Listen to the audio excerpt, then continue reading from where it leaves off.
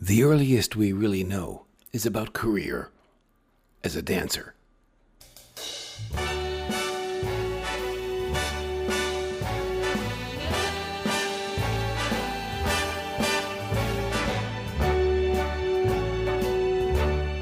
It was the wild decade later known as the Roaring Twenties, and Natalie was appearing with the famous Ziegfeld Follies.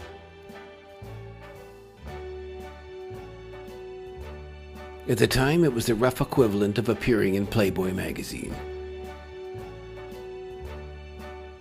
Her husband Osborne, a traveling salesman, spent a lot of time on the road, and Natalie was having a number of hot affairs. She also had 2 sons. It didn't mix well. Husband Osborne left her. In 1928, Natalie was bankrupt.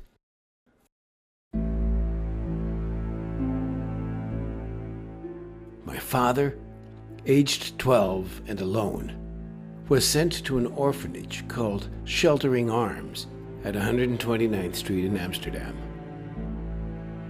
On and off, he was cared for by his Aunt Tib.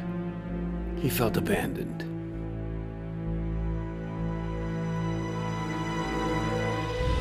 His mother had moved to Patchen Place, just north of Washington Square. It was a poverty area, popular with writers and artists for the privacy it offered in the middle of Bohemia. It was here she met with and slept with many of America's great writers, including Carl Sandburg and Max Eastman.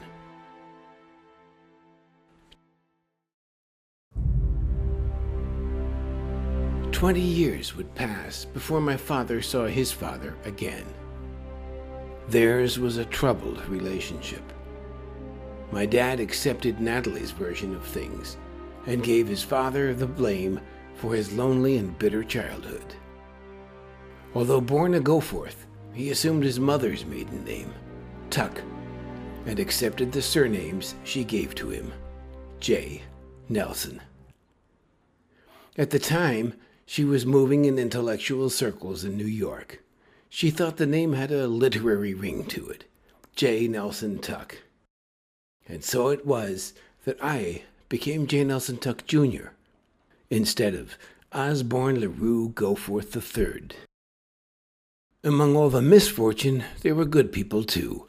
One Dr. Harvey Zurborough helped him out of the orphanage and into a good school, Bentley High School, although my father was kicked out for refusing to eat spinach.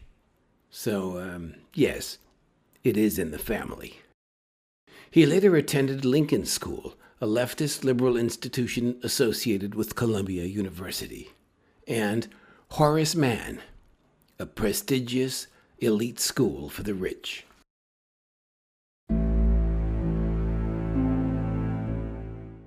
Misfortune came again with the Great Depression, where half America was unemployed. Like millions of others, my dad hitched rides on freight trains, shared campfires with the homeless, and survived on Salvation Army soup. His education at Columbia was financed by a dark figure named Harold. I hated Harold as a child. My dad did too. Harold took advantage of my dad's poverty during those years. Good fortune returned with my mother, Margaret Cox.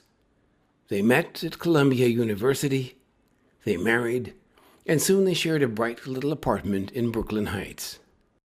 By the time their first son was born, my older brother Travis, my father was determined that his children would have a better life.